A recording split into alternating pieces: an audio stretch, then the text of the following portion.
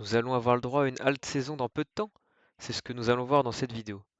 Alors pour commencer déjà, on voit sur 24 heures qu'on a une cryptomap qui est franchement vert et ça fait plaisir, ça donne le sourire. On voit ici le Bitcoin à plus 4% et donc on voit la taille des bulles par rapport au Bitcoin, c'est plutôt impressionnant. Alors on a un Fear and Greed Index à 76 sur le marché.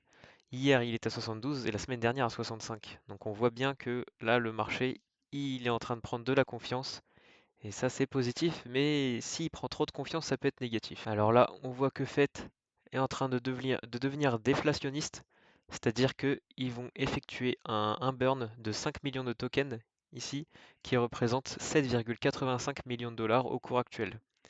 Donc c'est plutôt intéressant. Donc ça représente très peu de pourcentage de la supply, mais c'est un bon début. Ensuite, on voit Virtual Protocol qui a subi enfin qui a eu un audit et une faille critique a été découverte le jour J, donc c'était il y a 3 jours. La crypto a perdu 5% et on voit ici la source, donc la personne en question.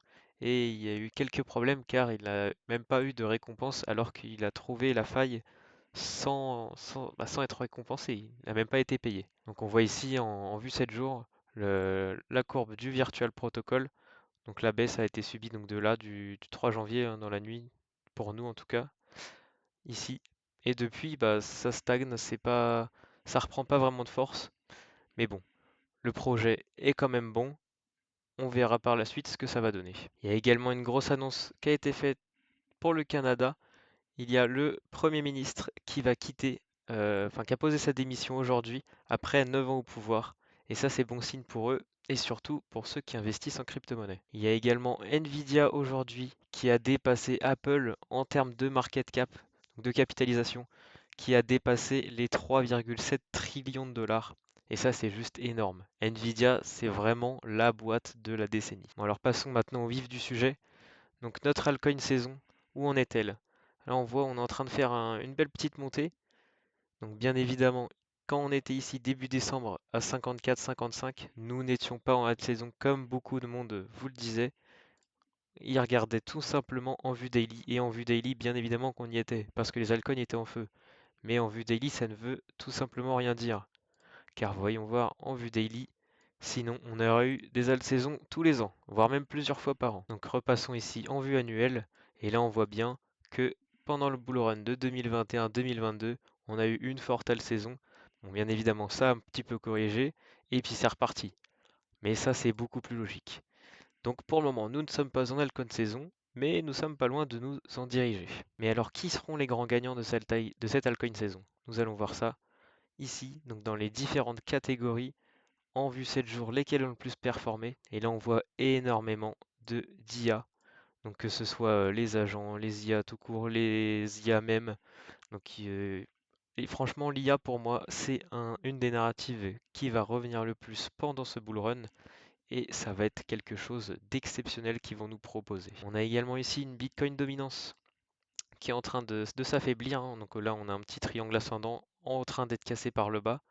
Donc on va potentiellement, donc on a retenté, on est rebaissé pour sûrement venir retenter un pullback avant de chuter.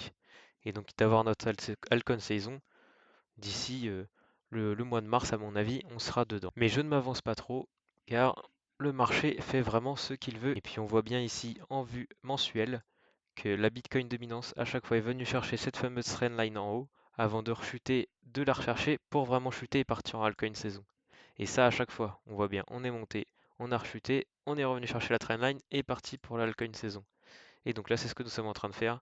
Nous avons touché, donc on a même dépassé la trendline, on est venu sur les 60%, 60-61%, avant de chuter légèrement et de revenir tester pour repasser en altcoin saison. Pour moi, c'est ce qui va se passer sur le marché cette année. Et pour finir, n'hésitez pas à venir sur mon club privé crypto, qu'il soit gratuit d'ailleurs ou VIP. J'en propose deux à l'heure actuelle. Donc si vous cliquez dessus là par exemple sur le groupe gratuit, vous pouvez rejoindre la discussion WhatsApp directement. Mais le groupe VIP est bien évidemment payant. Donc pour les 50 premiers, il y a une offre à 25 euros au lieu de 85 euros. D'ailleurs, il reste très peu de place pour cette offre limitée de 70% de réduction à vie. Et donc je peux vous montrer ce qu'on propose sur ce canal VIP Par exemple, ici, tout simplement, un message posté par moi-même hier soir. On a également une épaule tête-épaule inversée sur le Bitcoin qui a une target à 102 600 $. Et à votre avis, qu'est-ce qu'on a fait aujourd'hui? Eh bien aujourd'hui, on est tout simplement venu chercher les 102 500 $ à 100 $ près. Vous m'en voudrez pas, mais c'est franchement plutôt précis. Donc si vous êtes intéressé, n'hésitez pas à envoyer un petit commentaire sur YouTube et puis de toute façon, vous aurez le lien dans la bio de la vidéo. Et si vous avez des questions, n'hésitez pas à me contacter directement dans les commentaires. Sur ce, à la prochaine.